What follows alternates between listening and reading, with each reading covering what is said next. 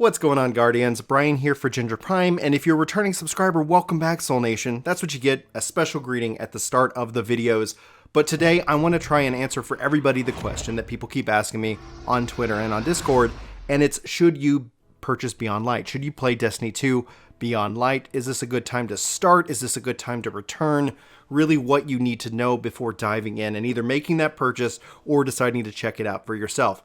The first thing that you should know, especially if you're new or if it's been a while, you're going to have a lot of things that you're going to have available to you without opening your wallet. One of the changes that Destiny has made is it's made it much, I guess, more user-friendly, much more player-focused when it doesn't essentially open up and say, hey, give me some of your money, which I personally respect. I think under Activision, we saw a lot of that under just the Bungie, mantle.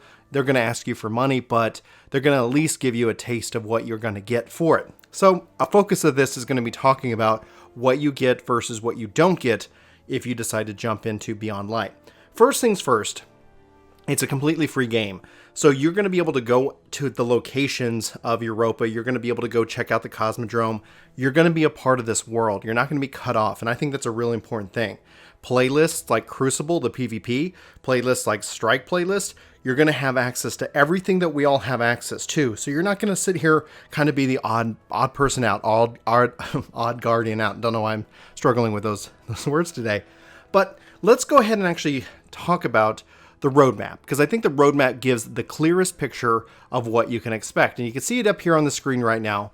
You'll see this symbol next to Beyond Light. This basically is going to indicate that you need Beyond Light to play it. With that, you're going to get the subclasses, the Titan Behemoth, the Warlock Shademinder, and the Hunter Reverend.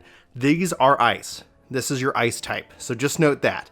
So you're also going to get access to the Beyond Light campaign, and you're going to have access to Savathun's Grip Exotic Grenade Launcher Quest. Doesn't seem like you're getting a lot for purchasing it, but just kind of hold tight with me. Free to all players is the symbol, the Destiny symbol. The locations, you're going to have lots of quests, lots of triumphs, Iron Banner Dawning playlists, lost sectors, everything to explore and experience. Now, as we go into the content, you can see here starting on the 10th, seasonal artifact and reward tracks unlocked. And you can see the symbol right here.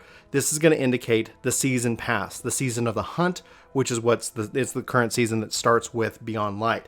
You can see here the Empire hunts begin, of which you'll need to own Beyond Light, and the Glassway Strike opens up. You'll need to own Beyond Light. Now, you might be asking yourself, Brian, you just said that you'll have access to the Strike playlists.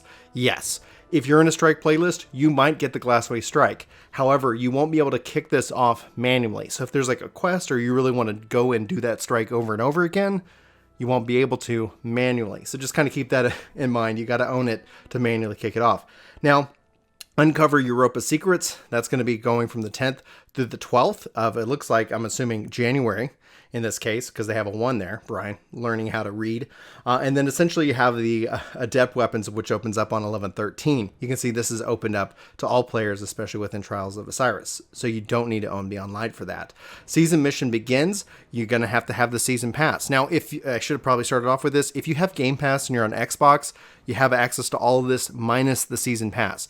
This should be actually Game Pass is supposedly coming to PC for Destiny 2 in 2021. So note that if you do decide to purchase this on PC, it might open up later for free on Game Pass. We've covered that on the channel, and you can check out any of our kind of the playlist in the top link of the description if you need more. The Wrathborn Hunt begins. That's also a part of the Season Pass that you'll need. Now, the raid opens on the 21st, and you'll have to own Beyond Light to participate in the raid. The first Iron Banner kicks off on December the 8th, and you don't need to own, voice cracking, the content for that. The Dawning, you don't need to own any of the content for that. And then obviously more stuff to come with Beyond Light as the calendar year goes on. So hopefully that helps demystify what you need to know and more. Now the question is, should you purchase it? Honestly, if you're still on the fence, I would say don't. Just go into the free model, play around with the different areas, and then decide for yourself if you want to. Now, I'm biased in this regards. No matter how many times Destiny might excite me or disappoint me, I'm back. I'm always back. I'm always playing this game. So ultimately, you're going to have to make the best choice for you in that regards. Now, it's at this time I kind of want to dive a little bit into the TWAB because they give us some insight into what's coming with the patch itself, and that's in regards to archives. So beginning on November 10th, 2 new kiosks are actually going to be available on the tower. Now, first up, you're going to have the quest archive. This will help you pretty much, and it's going to be stationed next to the postmaster. This is going to hopefully help remove some of the confusion when you're trying to track down an odd quest that you maybe previously discarded. So additionally, this is also going to be a place for veteran players to pick up, all the new light quests, which are available on the 10th. So if you want to have that desire for that reintroduction to the Cosmodrome, you're going to have that available via the kiosk here.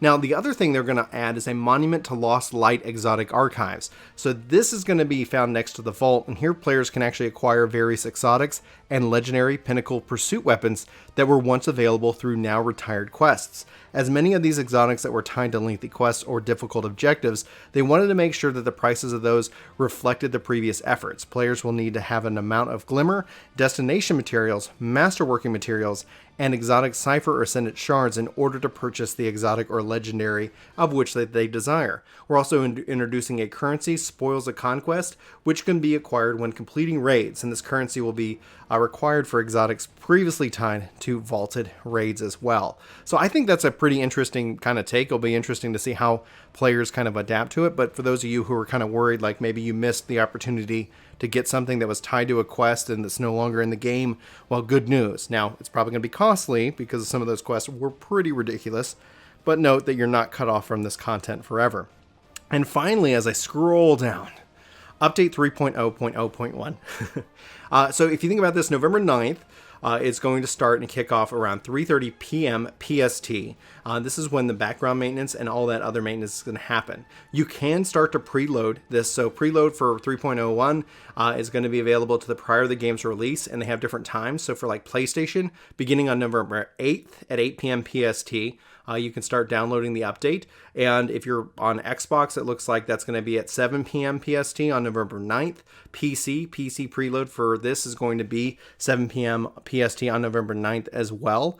And various storage requirements here for you guys, which is important to know. Series X and S, it looks like it's going to take up 65.7 gigabytes. PlayStation 5, holy mother, 70.78 gigabytes. PlayStation 4, 70 as well. Storage space needed for installation is an addition. So on PlayStation 4, you're going to need to make sure you have additional storage space available to install. Xbox One, 65.7 gigabytes, PC, 69.7, with a 186.2 gigabytes available for you as well, just to make sure that you have to install this. This is, I honestly, when I look at the PlayStation 5, like just knowing how small these hard drives are, even with the 65, like that is a sizable amount with some of these new faster hard drives itself. So just note, you can go check out the TWAB if you want to get more ingrained in detail with this. The core part of this video is I just kind of wanted to cover those tidbits for you because I think it's important to know. But I really kind of want to talk to you guys about that. I think it's going to be an exciting time. I would still, if you're on the fence and we're just less than a week away from jumping into Beyond Light, check it out. Check it out for yourself, but don't spend a dime. I think a lot of the times I see a lot of people who have frustration with Destiny, well, you'll see that vocally expressed. You kind of follow up with how many hours have you played, and you'll get somewhere in the 1,500, 2,000 hours. So essentially like if you played this game a lot, it's a game that also encourages and rewards you for taking breaks. If you're considering coming back, it's going to be a great time. You're going to see lots of people playing the game. There's going to be lots of secrets to discover. There's going to be a lot of new to kind of play around with. But I would I would say that if you got Game Pass, you got Beyond Light, make sure you pocket that money and you benefit from that. If you're considering, if you want to throw some money at it, I would absolutely do it. I think you're going to find some fun things. There's some cool rewards for getting the collector's edition, especially with some exotics that we kind of glazed over as a part of the start of this video. But I just wanted to kind of put that to you out there. Hopefully this helps answer your question, and hopefully you help you go and enjoy the game on the 10th. I know I'm going to be taking that day off work. I'm going to be streaming on the 10th over on Twitch. The link will be in the description below. If you've made it this far in this video, sound off in the comments below. Say, hey, I'll see you over on Twitch on the 10th or something like that. That would make me really smile. You don't even have to. You could just, your comment could be a complete and total lie. Either way, I just like to see that. So thanks guys for listening. Thanks for being here. Hopefully you're all having a fantastic day, and I hope to see you in my next video. But until then, take care. This video is sponsored by me, Ginger Prime. Hopefully you'll check out my podcast channel, Ginger Gaming Radio, which we have lots of guests, lots of great conversations, and even more highlights. Links are in the description below. Let me know what you think. Thanks.